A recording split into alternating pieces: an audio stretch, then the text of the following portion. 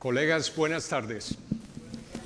Tengo la ilusión de poder aportar algunas otras reflexiones, y digo algunas otras porque ya hemos tenido bastantes reflexiones, no solamente en la conferencia del COPNIA y ACOFI, sino en la última también tuvimos una de esas reflexiones.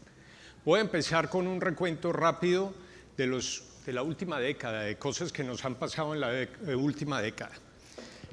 Un edificio desplomado, que no vale la pena pues contar más detalles. 10 edificios o más desalojados, y todos ellos, sin lugar a dudas, han sido por errores de ingeniería. 7 edificios o más demolidos, con una gran preocupación. Los expertos saben que puede haber 200 o más que estén en situaciones de riesgo y que están esperando que la naturaleza nos pase un examen final al respecto. Gravísimo, muy grave. De esos 200 ahora hay una problemática adicional que seguramente algunos de ustedes conocen también, que tiene que ver con que incluso sus mismos habitantes, que son los directos implicados en el riesgo, están renuentes a que su edificio sea declarado en riesgo precisamente para no perder su inversión. Gravísimo. Pero quizá lo más grave que tenemos tiene que ver con que de todas las construcciones que tenemos en Colombia, entre el 50 y el 60% son piratas. De esos, estiman los expertos también que el 95% no ha tenido ninguna intervención de un profesional de la ingeniería. Esto sí que es realmente tenebroso. Un puente, un bellísimo puente, enorme puente desplomado. Puentes nuevos también, unas estructuras de la mayor envergadura y de la mayor importancia con problemas. Estamos esperando también un inventario de todos los problemas que pueden tener todos los puentes en Colombia dentro de un año. Seguramente nos van a sorprender también. Es una situación realmente compleja. Enmudecimos en el 2018 y quizá aún tenemos esa sensación de enmudecimiento porque no sabemos qué ha pasado. Uno podría decir que una sociedad como tal que no usa la tecnología para preservar la vida de sus conciudadanos es una sociedad incompetente. Yo en este recuento quise traer también un poco lo que sucedió en 2016 en el terremoto de Manabí, Ecuador, porque si bien no nos ha tocado todavía, nosotros estamos en la fila seguramente de lo que nos puede llegar a pasar. Allí podría uno concluir con gran precisión. Los fenómenos de la naturaleza se vuelven desastres cuando falta la ingeniería. Hemos tenido falta de ingeniería y tenemos falta de ingeniería. Esto, digamos, nos lleva a pensar dónde están las barreras de contención de estos riesgos. La primera de todas estas tiene que ver con el Estado. Cuando uno piensa en la responsabilidad profesional, podría decir al menos 3 aspectos de esa responsabilidad profesional. La primera tiene que ver con una cosa que pareciera un poco abstracta. Tiene que ver con que si alguien conoce de un riesgo inminente para una población determinada que pudiera llevarlo a perder la vida, tiene la obligación moral de estar persiguiendo todas las acciones que se puedan hacer para que ese riesgo se termine. Y ese es nuestro caso. Ese es nuestro caso de los ingenieros en general. Nosotros tenemos que entender que el Estado somos todos. El Estado no son solamente los funcionarios de paso del gobierno, no, el Estado somos todos. Y nosotros tenemos que hacer precisamente que ese Estado logre proteger a los conciudadanos. Después de haber hecho el pequeño resumen que hice de los casos y de las situaciones de preocupación, podemos decir con toda claridad que el Estado no está cumpliendo con su deber. Y eso es una enorme preocupación.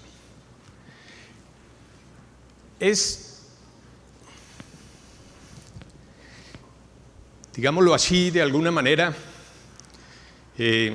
un poco nos llenamos de eufemismo para no molestar a nadie generalmente. Yo quisiera quitarlos un poco. Nosotros tenemos una defensa del Estado, esa primera defensa del Estado débil, por considerarla de alguna manera, pero entonces viene la ética de los ingenieros. La gente en la calle que no conoce de ingeniería, y todos lo hemos sentido, sí creen que el que estudió ingeniería hace la cosa bien, está esperando que el ingeniero haga la cosa bien.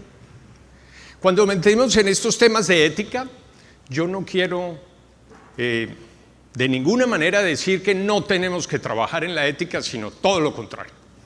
Y estoy de acuerdo en todo lo que presentaron en Telcomnia y ACOFI. Tenemos que trabajar mucho en la ética. Pero de aquí a que contemos con la ética como una barrera real de contención, habrán pasado 3 o 4 generaciones. Y el problema lo tenemos ya, hoy, y lo hemos tenido en los últimos años, en los últimos 100 años lo hemos tenido. Entonces, ¿cómo vamos a hacer para que esto funcione? La ética tiene unos problemas de relatividad increíbles. Y eso es uno de los problemas más graves que tenemos. Yo quiero traerles a colación una cosa que me ha parecido sorprendente.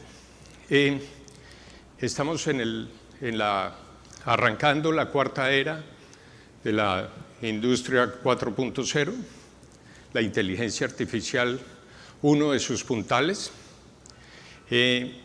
Los carros sin conductor, uno de sus ejemplos más interesantes. Y hay una pequeña historia sobre cómo están sintonizando la experiencia de los humanos en las máquinas que están montadas o que van a ser montadas en esos vehículos. Y han puesto a hacer miles de casos con cientos de personas preguntándoles qué harían en X o Y situación. Y una de esas situaciones se las voy a contar. Imagínense ustedes que van en una carretera, van cumpliendo con los límites de velocidad, 100 kilómetros por hora, y de pronto súbitamente 2 personas se cruzan la vía. Y es inminente que usted tiene que coger a una de esas 2 personas y matarla. No hay nada que hacer. Esas 2 personas plantea este debate en que una es una señora de unos 80 años que ya ha vivido su vida y la otra es una niña de 8 años que está despuntando a la vida.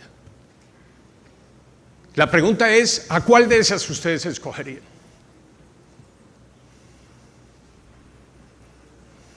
Muy seguramente todos habremos pensado en que sacrificamos a la señora. Y eso es lo que han obtenido precisamente de ese ejercicio. Estoy hablando de un ejercicio de un laboratorio científico en Palo Alto, California. Ahora le dicen otra situación. Usted va manejando un vehículo a 100 kilómetros por hora, cumpliendo todas las especificaciones, y de pronto, súbitamente, 2 personas se atraviesan en la vía. Y es inminente que usted tenga que escoger a una de esas 2 personas para sacrificarla. Esas 2 personas son una señora de más o menos 80 años y una niña de 8 años que está despuntando la vida. Pero en fracciones de segundo usted descubre y reconoce que la señora de 80 años es su mamá. Tremendo cuestionamiento de ética. Y eso nos lleva a pensar una cosa que es muy importante de entender. La ética es relativa. La ética es relativa. Todos, en realidad, en casi todas las religiones, tenemos, por ejemplo, que matar es un asunto malo. Sin embargo, no era tan malo en 1939 en la Alemania de esa época. La ética es relativa y tenemos que tener eso en la mira siempre, en la mira. Y tenemos que trabajar sobre eso y reflexionar sobre eso. Deberíamos de alguna manera traducir la ética a una ética práctica. De esto me voy a referir al final también.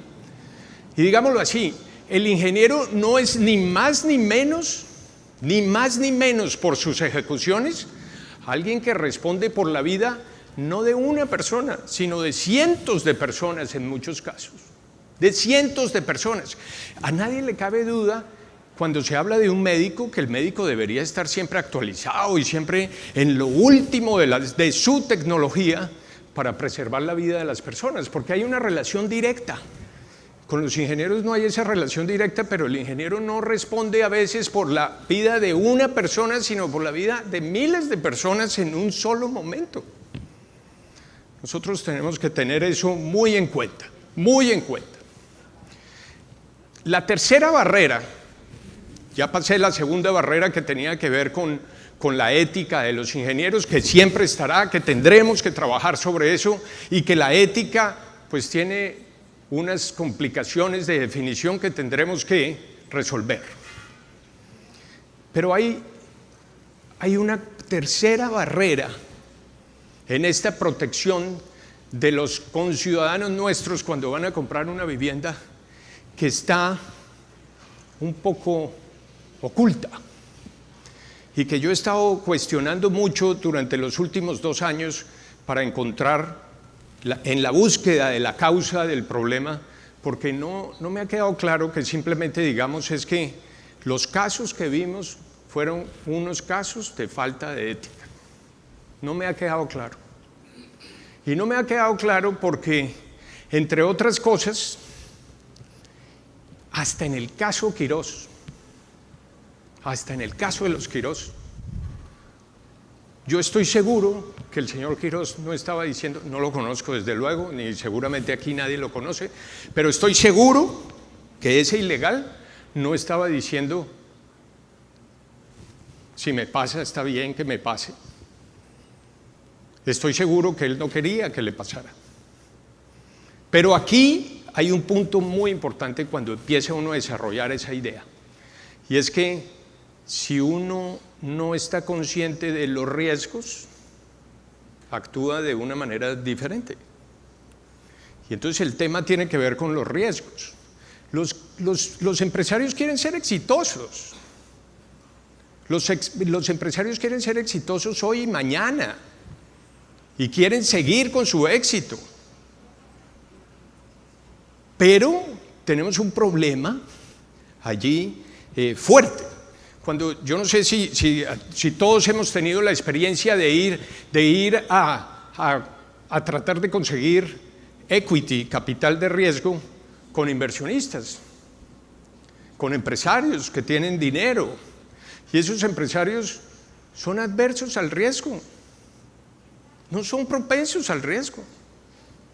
Y esos son los mismos que invierten en el puente, en la hidroeléctrica, en los edificios.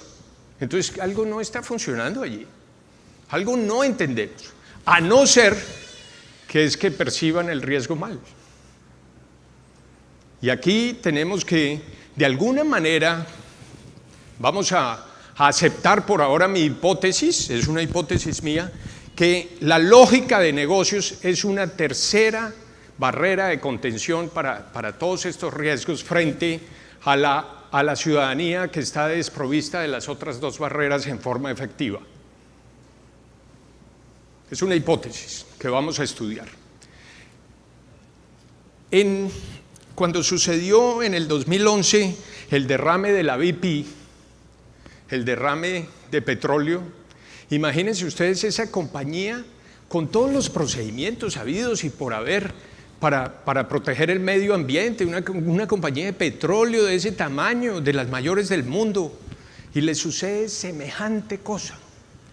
Hubo una periodista y activista muy importante canadiense que después de haber estudiado el caso con mucha dedicación y muchos años, sacó algunas conclusiones y dijo: estamos viviendo en una era en donde hay unos tipos de personas que, digámoslo de alguna manera, o como ella lo puso, no de alguna manera, sino como ella lo puso con precisión, dijo: en Wall Street tenemos unos niños genios que se parecen mucho en su forma de pensar a unos estafadores.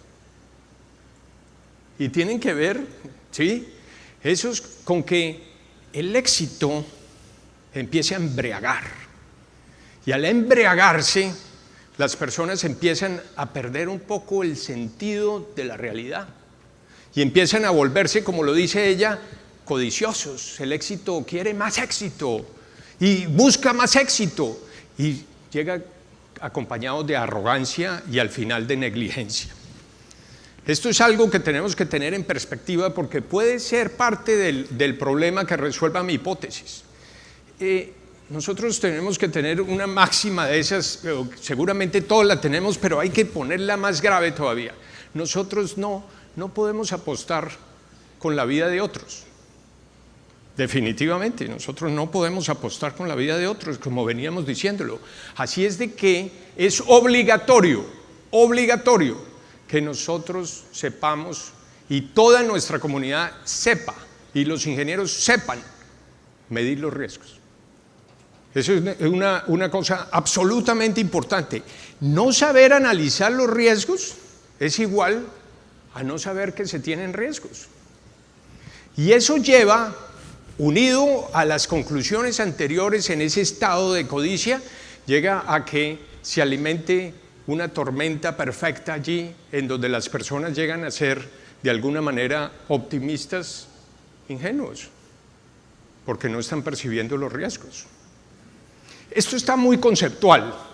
Yo me atreví a hacer un análisis sobre un caso muy significativo. Tengo que hacer unas pequeñas advertencias. La primera de ellas es que, obviamente, ex post es fácil sacar conclusiones. Aquí lo importante es que podamos de alguna manera traducir a que estas reflexiones se vuelvan motivo de análisis para ex ante. Pero con base en esto lo vamos a ver bastante claro. Estamos hablando del caso que nos enmudeció. Yo quería mostrarles esto que me ha parecido muy importante para reconstruir estas cifras solamente con base en lo que hay en los medios. Ha sido un trabajo arduo en el cual participaron varios ingenieros de la sociedad, de la Comisión de Economía, Planeación y Asuntos Gubernamentales, de la Comisión de Estructuras, algunos de ellos sentados aquí, y algunas reconstrucciones mías. Y por favor entiendan esto como un ejemplo didáctico, más que una denuncia o algo de ese estilo, porque necesitamos construir. Necesitamos construir ¿qué? Necesitamos saber qué pasó. Necesitamos saber qué pasó, porque si no sabemos, si no sacamos conclusiones de qué pasó, nos puede volver a pasar. No, necesitamos saber qué pasó. Esta pudo haber sido la situación de la hidroeléctrica en el 2014. Tenían un atraso, no quiero alargarme en esto porque la gran mayoría de ustedes saben esto, pero quiero tocarles rápidamente los puntos. Tenían un atraso que llevaba, vean ustedes en la columna de retraso, que la relación beneficio-costo del proyecto pasaba de 1.15, el 1.15 me lo inventé. Normalmente en estos proyectos es 1.12, ¿sí? Pero me lo inventé, 1.15. Y me lo inventé para que se viera importante la diferencia que vamos a ver. Ese proyecto con el retraso de 20 meses pasaba a una relación beneficio-costo de 0.77.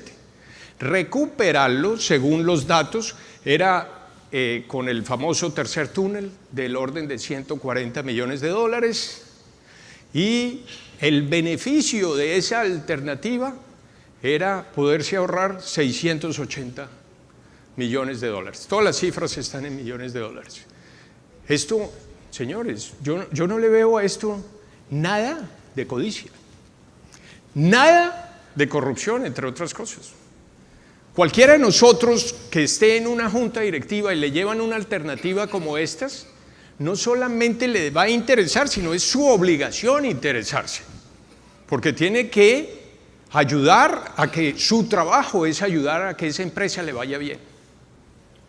Aquí nos estamos metiendo en un terreno que ya se ha tocado bastante en las reflexiones que hemos dicho, y es que el tema económico siempre gira muy duro sobre las decisiones de ingeniería. Esto llevaba al proyecto, según estos cálculos y estas hipótesis, a que el proyecto pasara de 0.77 en su relación beneficio-costo otra vez a 1.10. Muy interesante, muy interesante. Claro que sí. Yo me inventé un par de escenarios adicionales para que veamos esto con mucha claridad. El segundo lo llamé recuperación del retraso con un riesgo medio. Y era el mismo túnel, acuérdense que como esto es ex post, es fácil de analizar. El mismo túnel, pero revestido.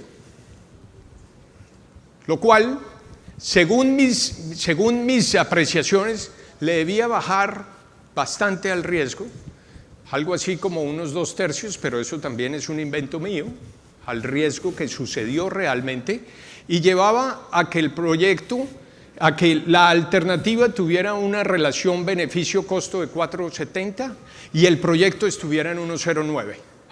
Igual no hubiera sido escogido porque la otra estaba mejor. Pero para armar todo el escenario de lo que quisiera mostrarles, armé un tercer escenario, en donde no se hacía un túnel revestido como está en el segundo, sino 2 túneles revestidos. Todo está con los cálculos de los expertos, que cuánto cuesta más un revestimiento, etcétera, más o menos en las condiciones que estaban, lo cual llevaba a que la alternativa, la relación beneficio-costo de la alternativa tuviera 2.35, muy bueno todavía, pero al proyecto se le bajara esa expectativa que hubieran podido tener de 1.10, se le bajara a 1.03. Entonces tampoco hubiera sido escogida. ¿Qué pasa cuando a esto le metemos el riesgo? Yo aprendí en una sesión de la Comisión de Estructuras, de la cual no pertenezco porque no tengo los conocimientos para estar en esa comisión, pero muy asiduo visitante de la comisión mientras vivía aquí en Colombia, y allá nos llevó una conferencia el ingeniero Gallego. El ingeniero Gallego dijo, es que el costo de un proyecto no debe medirse solamente como el costo del proyecto. Es decir, los costos de diseño, los costos directos, de administración, etcétera, sino a eso hay que sumarle los costos del riesgo asociado a la tecnología que se esté usando en la alternativa que se esté en ese momento evaluando. Tremendo. Lo vamos a ver en acción para que eso no sea conceptual. ¿Qué pasaría si al proyecto le calculamos en este momento el riesgo? Y decimos que vamos a aceptar que el riesgo fue el costo de recuperación que tuvo la empresa con los costos reales. Y vamos a suponer también que el proyecto está estable y que ojalá todo vaya muy bien y que no va a pasar más. Pero llevarlo a ese estado otra vez costó $1.000 millones. $1.000 millones que si los metemos en las cuentas allí de la relación beneficio sobre el nuevo costo que hemos definido, que es el costo del proyecto más el riesgo, lleva 0.72.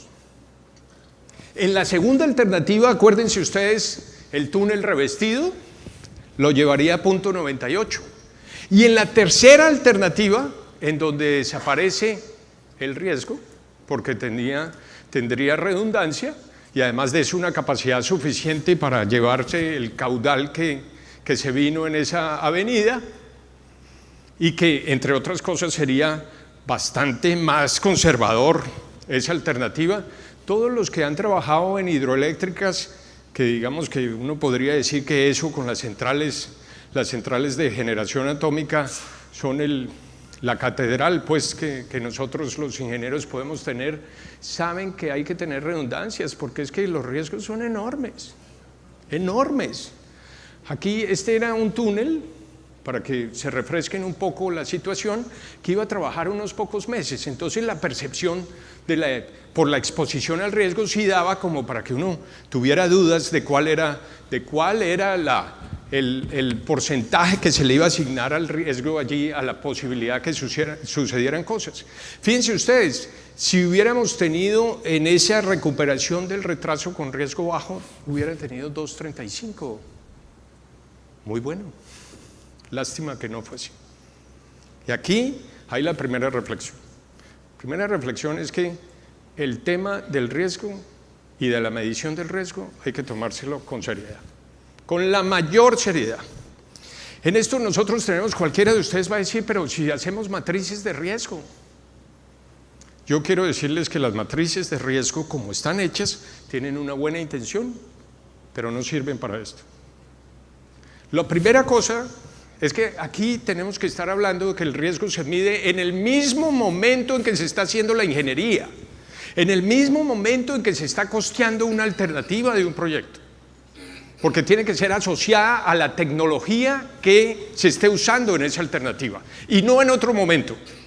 Y menos, porque lo he visto en los proyectos, ponerlo, sí, hay que cumplir con la matriz de riesgo, ¿sí? Entonces se deja para el final y alguien lo hará. La segunda cosa que tiene gravísima es que es cualitativa, no cuantitativa. Los riesgos tienen que medirse en la misma unidad, en la misma moneda, para ser más específico, que todos los demás costos. Que es un problema enorme, claro, es un problema enorme. Y hay que hacerlo.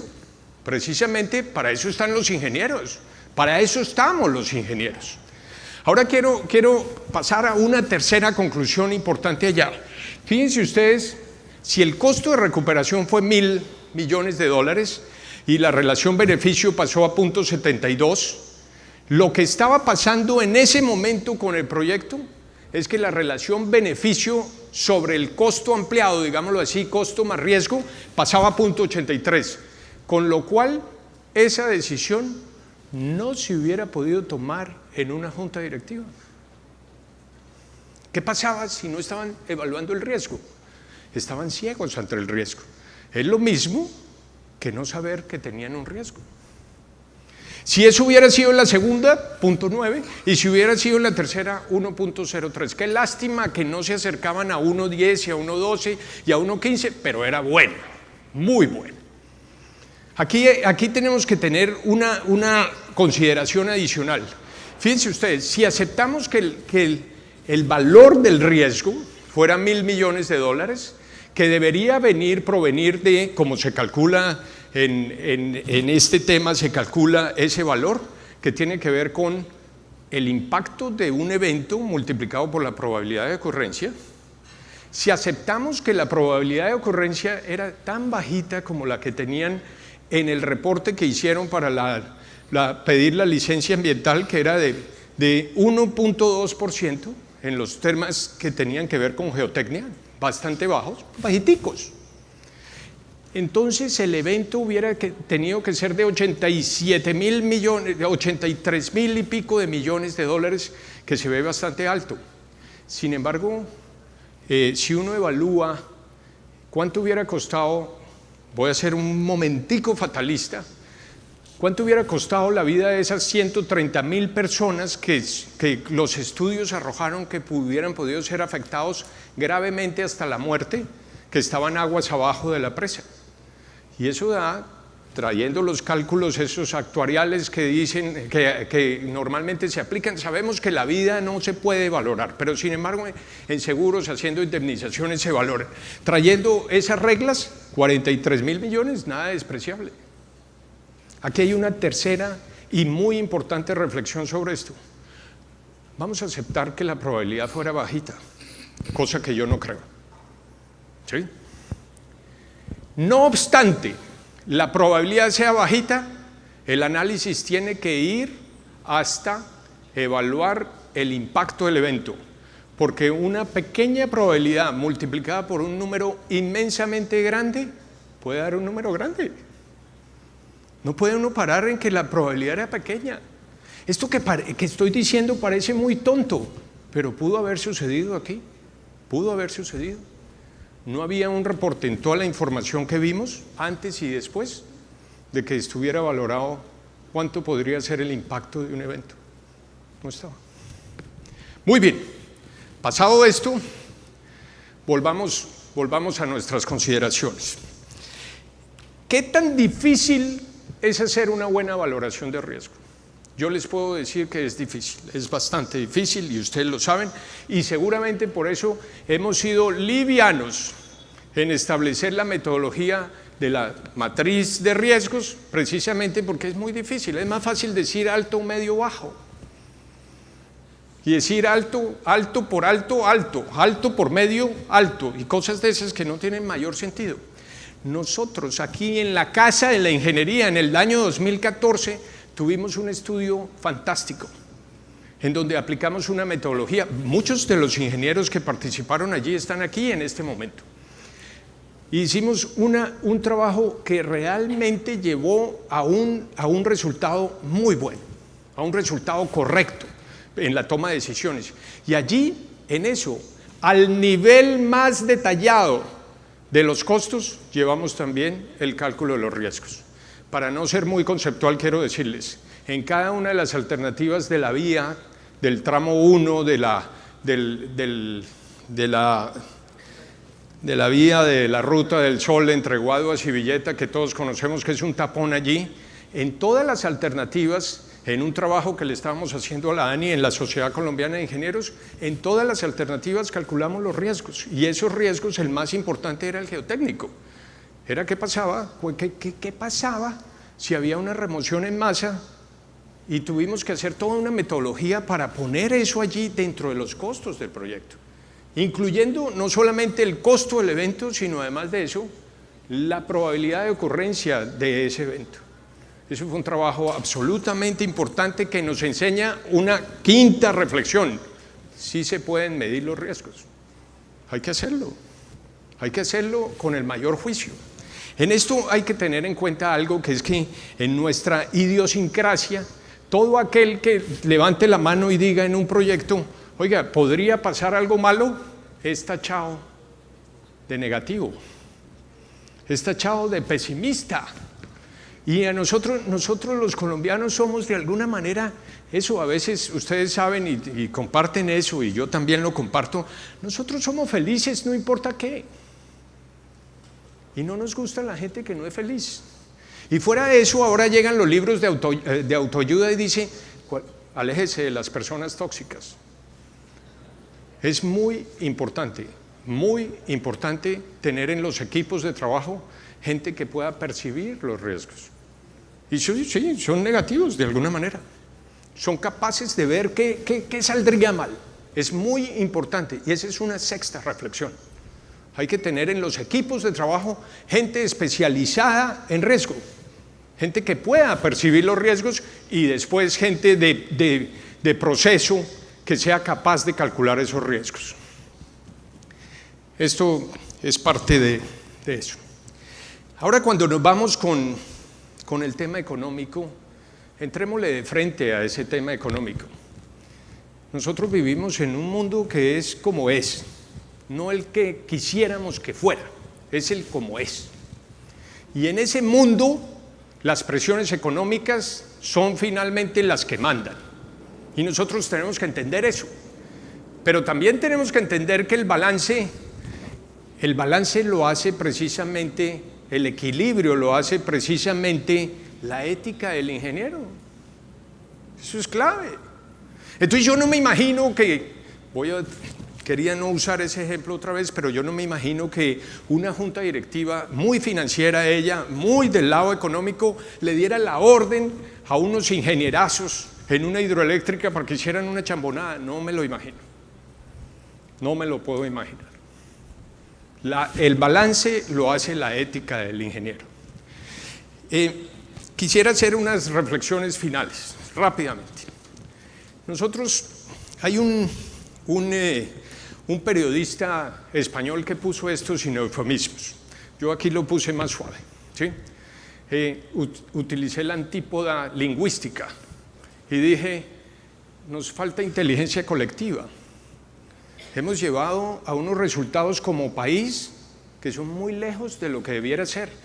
Como planeta, como mundo, hemos llegado a unos resultados malos.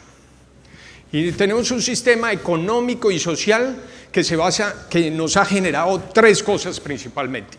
1, egoísmo. 2, cortoplacismo. Y 3, corrupción. Nosotros tenemos que ver cómo vamos a hacer para convertir esto en un país mejor, en una ingeniería mejor y en un mundo mejor. Y que no se diga, porque normalmente estamos escudándonos en eso, afortunadamente las nuevas generaciones sí van a hacer ese cambio. No, señor. Nosotros tenemos ahorita, en este momento y ahora, un contingente generacional de varias generaciones y somos todos los que tenemos que participar en esa transición. Afortunadamente el mundo está empezando esa transición, tenemos que pegarnos a eso de una forma muy importante. Quería anotar Sabater, ¿se acuerdan ustedes del escritor? Sabater decía, nosotros tenemos un drama, que es que las decisiones las tomamos racionalmente. La racionalidad, que a todos nos suena bien porque somos ingenieros, la racionalidad nos suena bien. Nosotros usamos el raciocinio para tomar decisiones. Esa racionalidad proviene de decisiones dado un marco de referencia en donde hay unas reglas.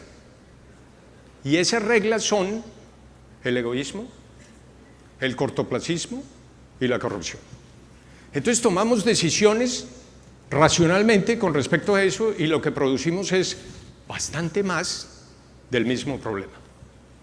Entonces Sabater dice, necesitamos apelar a la razonabilidad, que no se tomen las decisiones en forma racional, sino más allá, apelando a la ética, claro, la razonabilidad. Es bastante interesante y sin embargo yo podría decir, creo que hice algo mal aquí, ya. Los problemas que tiene la humanidad, que todos lo sabemos, no necesito hablar absolutamente nada de la descripción de eso, nos están planteando un reto superior. No solamente es el cambio climático, que es el primero, sino que además de eso, las cosas buenas que podrían solucionar y ayudar a solucionar eso también se nos pueden tornar las malas. La biotecnología, ayer escuchamos algo sobre eso, y la infotecnología podrían llegar a ser, si no nos ponemos de acuerdo en la humanidad en el tema ético, podrían llevarnos otra vez al fascismo. Cosa difícil. Y ahí entonces apelo otra vez a Sabater y digo, no, estamos llenos, todos nosotros estamos llenos, ¿sí?, de medidas que son de alguna manera suaves, no de medidas fuertes. Nosotros somos casi todos en la sociedad, por el mismo hecho de estar en la sociedad, yo podría ya caracterizar al ingeniero que está aquí sentado, somos razonables. Si no, no estaríamos en la sociedad, porque la sociedad implica precisamente darse a los demás. Somos razonables, y los razonables somos moderados, y los moderados lamentablemente somos más débiles. Los extremistas son muy fuertes, nosotros somos débiles. Entonces vamos a tener que apelar a cosas que sean más fuertes, Quizás es el momento y ya no tenemos más momentos de empezar a subir el tono. Fíjense ustedes, nosotros ya tenemos construido y lo ha hecho la ingeniería en forma muy importante con otros gremios, todo el sistema legal para que el Estado sea una defensa mejor. Y sin embargo hemos dejado ahí unos problemas que no se han solucionado. Y entre esos problemas está, para decirlo rápidamente, están problemas como que el vigilado, o sea el promotor, el vigilado puede contratar a sus vigilantes y puede negociarlos. Entonces nosotros somos expertos aquí en eso que dice, echa la ley, echa la trampa. No, nosotros hacemos la ley para que quepa la trampa. ¿Qué nos pasa si somos inteligentes? Somos inteligentes individualmente. Nuestra producción colectiva no es como realmente debería ser. Entonces ahí vuelvo a Sabater y digo, ¿por qué no hacemos que la razonabilidad, ¿cierto?, se confunda con la racionalidad? Es decir, que nosotros debemos atacar al marco de reglas que produzcan los incentivos necesarios para que ser correcto esté inserto dentro del sistema económico, sea rentable. Ser alguien sostenible y procurar por la sostenibilidad del planeta sea rentable. Nosotros no vamos a poder bajar el poder económico que maneja hoy en día el poder político en todo el mundo. Esto es algo que no es de ahora, estamos hablando de los últimos 200 años. Necesitamos no ser utópicos, necesitamos esa ética práctica y decir lo que debemos buscar es cambiar esas reglas de juego lo más rápido que podamos. Y para eso necesitamos que cada uno de nosotros, espero yo, pueda hacer estas reflexiones y pueda empezar a reclutar gente para que podamos cada vez más, y seguramente esto está sucediendo en múltiples lugares del mundo, pueda llegar a volverse un colectivo muy importante en donde podamos realmente empezar a decir que en vez de estupidez colectiva producimos cosas inteligentes colectivamente. Les agradezco que les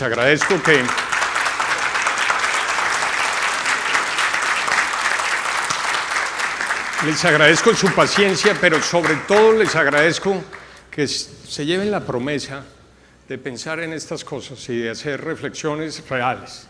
Lo que nos está sucediendo no está bien. Nosotros tenemos que cambiar esto. Muchas gracias.